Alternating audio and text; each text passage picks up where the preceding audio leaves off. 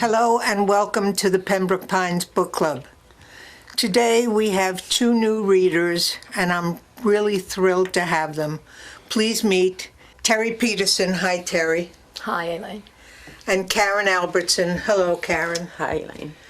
And we're going to review a book that just came out called Frustrated Witness, written by Willis Morgan. Now, if you were anywhere near our area of South Florida in the summer of 1981, you all heard the story of the abduction of Adam Walsh. This book is about the abduction of Adam Walsh and who the frustrated witness, because that's what he was, Willis Morgan, thinks is the abductor, the killer. And it really describes why he thinks so. So Terry, you tell who Willis thought was the abductor, and what evidence he brought to this. Okay, I would like to preface it with saying that I did live in Hollywood at this time, and my youngest child was only 4 years older than Adam and played at the same ballpark. So this was he was taken real from our own Hollywood Mall. Absolutely, the Hollywood Mall. And Willis was actually in the Hollywood Mall the day that the child was abducted. While Willis was there, he had an encounter with someone who was acting strangely, someone who looked like he was trying to pick him up, and Willis ignored him, and then the man's smile changed to absolute rage, and this really shocked Willis, and he was, concerned about this man, and actually followed him and saw that he went into the Sears at the Hollywood Mall. And he had gone to the Hollywood police. He told them when he heard about it on TV, he went to the police and he explained that he was there and who he had seen, and never heard anything further from them. 10 years later, the Jeffrey Dahmer story hit the news, and Willis saw a picture of Dahmer and realized this was the guy that he had seen 10 years earlier. Again, he went to the police and said, look, Dahmer was here at the exact same time that Adam was abducted. And there was another witness at the mall who also saw a man holding a little boy and pulling him into a blue van. And when he saw the picture of Dahmer, he agreed that he said the same thing. That was the person who he had seen 10 years earlier. Now, when Jeffrey Dahmer got out of the Army, he came to Florida. And that was in March of 1981. Adam was abducted July of 1981. And actually, there is a blue van that's part of this whole story, because the man who saw Adam being pushed in, a child being pushed into a car, it was a blue van, and this blue van keeps coming up. They saw the blue van where they saw this man dumping a round object into the lake, into the pond. Mm-hmm. And that was, again, a sighting of the blue van. Always a blue van. In 1991, they did try to see if maybe Dahmer did kill Adam, and Adam denied, and Dahmer denied killing Adam.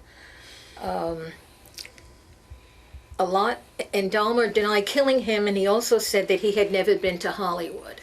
Now, if you live in the South Florida area, or if you're a tourist, you have no idea how many cities you go through when you're driving from Miami to Fort Lauderdale. There's probably about 10 of them that you drive through. So he could have been here thinking he was in Fort Lauderdale or thinking he was still in Miami. So the fact that he said he'd never been in Hollywood didn't mean he wasn't does not mean that he wasn't here. I know he was living in Miami. In fact, there was a newspaper article around that time that said Adam vanished from a shopping center in the Miami suburb of Hollywood. The Hollywood. suburb of Miami was... Right, exactly. And very recently, somebody said that Hollywood was a suburb of Fort Lauderdale. So that shouldn't have had any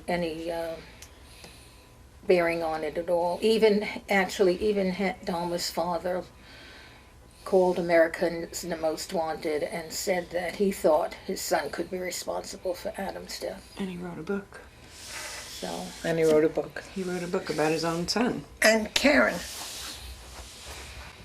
who does he blame for not following up on the evidence? And why do you think they didn't? Well, I think he blames mostly the Hollywood Police Department and think so, every too. other police department. He's had lawsuits against various entities, and he went there and they just shoved him off. There were something like 17 witnesses. They didn't interview any of them. And he definitely blames the carelessness of the Hollywood Police Department and the Do you detectives. think it was stupidity? Or think it was was- it... I don't think they knew how to handle a case this size in Hollywood at that time. And they got frustrated and just didn't really know what to do. Well, didn't- they accused the wrong people. Well, they First, started out someone with who the lived nanny. in the house. Right. They started out with the nanny. And then Otis Toole, who... He wasn't even in Hollywood at the time. No, he wasn't. And that is a fact that he's proven. That the one that they think is the real killer, Otis Toole, who was a horrible serial killer, wasn't even in Hollywood at the time. And Dahmer was living in Miami. His company that he was working for, a sub shop, owned a blue van. So there's a connection right there. And the employees were able to use the blue van. So that's coming back to the blue van that people saw at the shopping center, at the Sears So Mall. this case has really never been finished, never been closed, because, I mean, it was closed. It was closed but not wrongly. properly. In my opinion, I do not think Otis Toole had anything to do with it.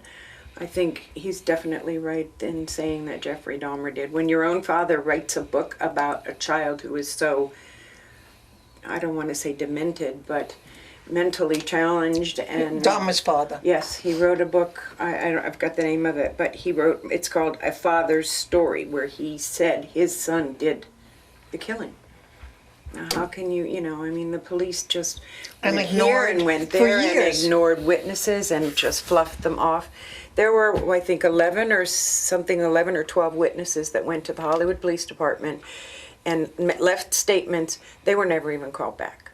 And they were lost. All those Oh, statements, everything got lost. Everything was Everything got lost. redacted. When they tried to get all the information, there was so much stuff that was not there. And folks, I have a special treat for you today because we have the author here. Willis Morgan is here with us, and we're going to bring him in and talk to him about his book. Please join me in saying hello to Willis Morgan, the author of Frustrated Witness. You were the frustrated witness, because you're still frustrated. I am. It's, what, 40-something years? 34. Last July 27th. Was 34 years, and you're not letting this go. I will never let it go. You won't ever let it go. What do you think is the reason that it was never really solved in the proper way? Well, one thing is, obviously, like you mentioned earlier, this case was way beyond the Hollywood Police Department's, capabilities. And so they messed it up really bad, and then finally... they covered up. They covered it up. Now, like you were saying earlier, that evidence was lost or misplaced, but I believe that in 1991, when Jeffrey Dahmer was captured, that's when the evidence grew legs and walked off. In other words, even the Hollywood Police Department say that the evidence was, the Otis Toole evidence, that is, disappeared. They admit it. But I believe disappeared is just another word for expunged. Of course. Because Jack Hoffman, the lead detective, when I went to him in 1991, I worked for a newspaper, the Miami Herald. And when I saw Jeffrey Dahmer's mugshot right there in the paper, I immediately went back to the Hollywood Police Department.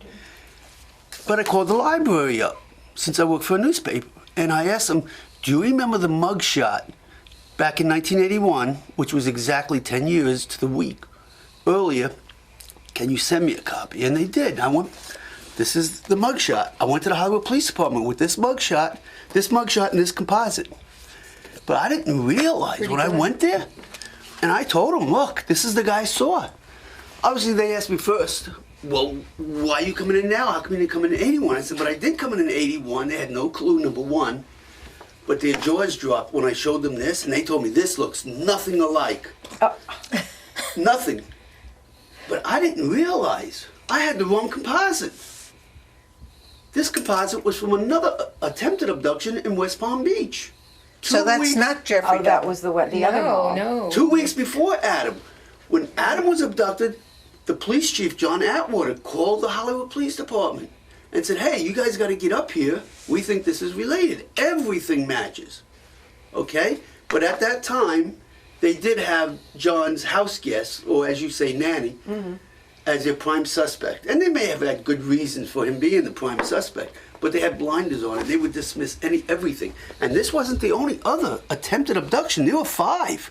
There was one in South Beach, Plantation, right down the All in street this from here. neighborhood. They were dismissing everything because they were so convinced James Campbell, the house guest, was their suspect. And when I went to them in 1991 and they realized how bad, how miserably they really messed up, I believe that's when the cover-up started. And that's when that evidence that we were talking about disappeared. The Well, first right time there. I heard that you thought Jeffrey Dahmer was the abductor and killer, I said, nah, how could that be? Well, But then as I read the book, I realized, boy, you're right. That's who it was. right. Back in 1981, I always knew the guy that I encountered in Radio Shack, just minutes before Adam was abducted, had to be the guy that abducted Adam. But I just had no idea what he could have brought Adam. And then this police report was discovered. You know, they say dead men don't talk, but sometimes they talk through letters, Sure. police reports. Well, this is a dead guy, and if you can zero in right here, Jeffrey Dahmer is on the report.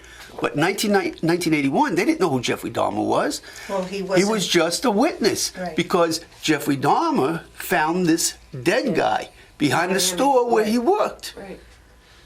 And the police, because Jeffrey Dahmer said he was living in the meter room behind the store, the police went in the meter room to check. Now, this derelict had only one shoe on.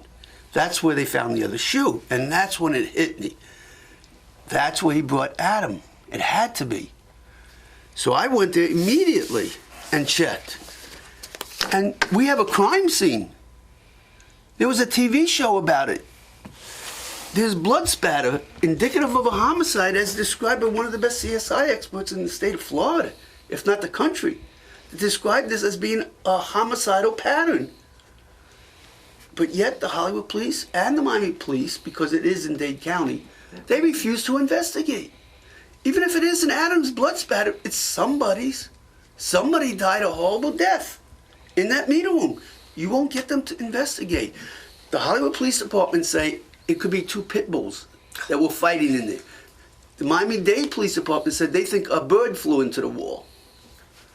Are you serious? Even though there was a bird in there on the opposite side of the room, it had no blood on it.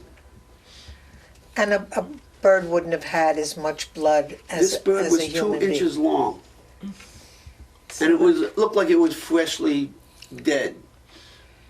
Not since 1981. It would have been completely disintegrated. Sure. So obviously the bird had nothing to do with this. And there is a crime scene, and there's a blanket in the crawl space with a couple garbage bags. And everybody knows that Jeffrey Dahmer is known for cutting people up and putting them in garbage bags and throwing them into the dumpster at the Oxford Apartments where he lived in Milwaukee. Also at his parents' house, Stephen Hicks. He chopped him up in the crawl space under his parents' house and put him in garbage bags. It was his M.O. It was. Listen, would you like to ask Willis anything? Oh, Is there yeah. anything that you're confused about or would like to know No, I'm more not confused, about? but I just wondered where you did most of your research, as since it was so long ago. Where you did, if there wasn't much at Hollywood, where did you find any of your research? In the Hollywood Police Department's own case files, they refused to let anybody view the files, even though they lost the case back in 1996 and had to release them to the public. But they've since refused again to release them. They use this old mantra that they're still investigating, but they're not. But when they closed the case and pinned it on this guy, Otis Toole, they had no choice but to release the files because the case was Because the closed. case was closed. Right.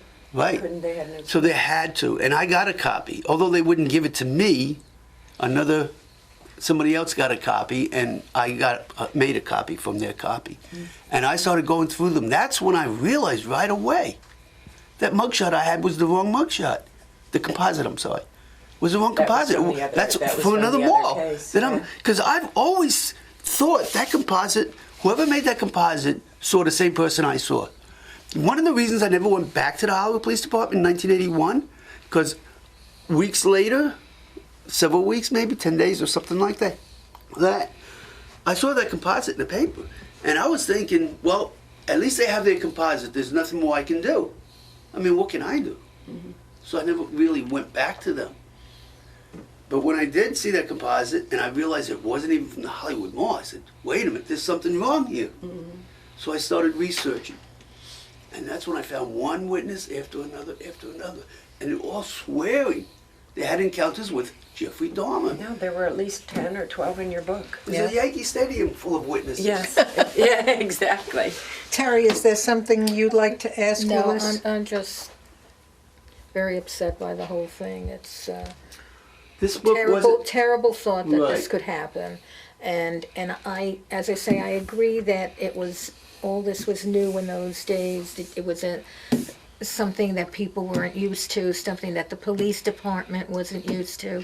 Why they couldn't call in the FBI, The FBI, or that's something. what I thought. Right, They could, right. Well, it had to be Their egos. state or And back in But- 1981, the FBI did refuse to get involved in local cases right. unless they were asked to get involved. But they were never asked. The Hollywood Police Department refused to ask anybody for help. So it wasn't just that they were inept. There was criminal activity. There was something else It was going on. criminal activity. Absolutely. They- I believe that for sure. Yeah. And one So- police chief after another. Yes, yes. Right down the There line. was one police chief who came in and was trying to go Yes, through Richard it all. Witt. Yeah. He was the only decent And police he chief, didn't I last believe. too long, did he? No, they ran him out of Probably town. He right. filed a lawsuit and won Right. against the Hollywood Police Department, a big lawsuit. Good for him. Are you Absolutely. worried that you said some terrible things about the Hollywood Police Department? Are you worried for yourself? I don't let that bother me. No, huh? No, I'm going on 70. I could care less. I live my life. Willis, thank you so much for joining us and allowing us to review your book. Well, thank you. And we wish you luck with it. Thank you. I don't know if it'll ever be closed to your satisfaction, but I know you're not going to let it go. No, Thank you. welcome. For OCTV, I'm Elaine Kugelman, and I'd like to thank both Karen and Terry for joining us today and for helping us with this discussion of Frustrated Witness by Willis Morgan.